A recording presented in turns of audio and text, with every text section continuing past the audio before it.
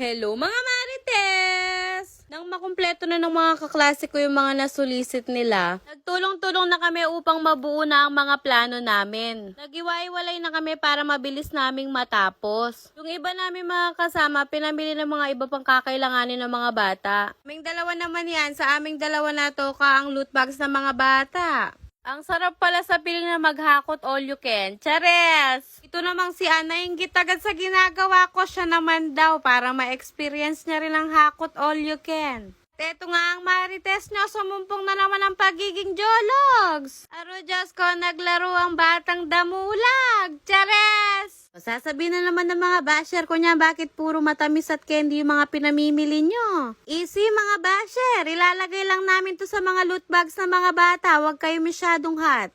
Chares! At dahil nga marami kaming batang pagbibigyan, binibilang talaga namin ni Ann yung mga kinukuha namin. Para makapagpasobra kami at hindi kami kulangin. Mas mainam nang may sumobra in case of emergency para walang batang iiyak. Bumili na rin kami ng juice ng mga bata para sa merienda nila. Nga walang ibang flavor, puro pineapple na lang ang kinuha ko. Diyos ko na milyaryo, talangalwang flavor. Chares!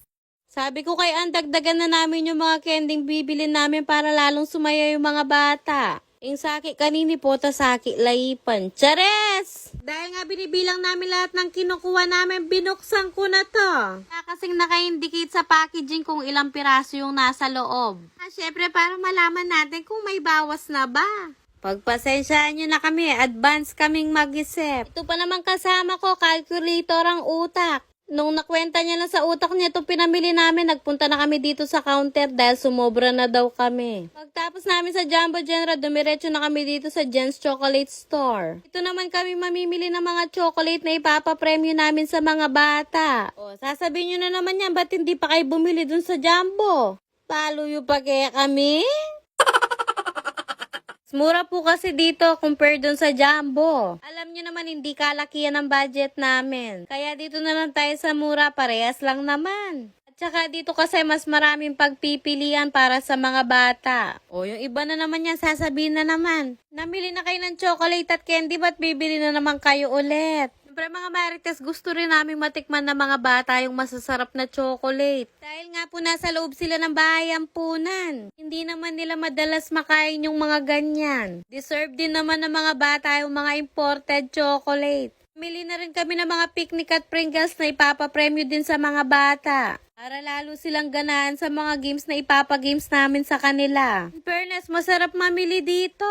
Mura na at marami pang pagpipilian. Kaya sabi ko kay Ann, dagdagan na namin para lalong sumaya yung mga bata. Kaya sa mga nag-donate, maraming salamat po sa inyong lahat. Kung hindi rin po dahil sa mga donasyon nyo, hindi magiging posible ang imposible. Mga nais pa pong tumulong at mag-donate, eto po yung FB page na pwede nyong kontakin. Diyan na rin po ang mga impormasyon na gusto nyong itanong. Andiyan na rin po ang mga lugar na napuntaan ng aming grupo at ang mga natulungan nila. Hindi po kailangan ng malaking halaga para masabing nakatulong ka. Malaki man yan o maliit, ang mahalaga tao sa puso mo ang pagtulong. Thank you so much mga Marites!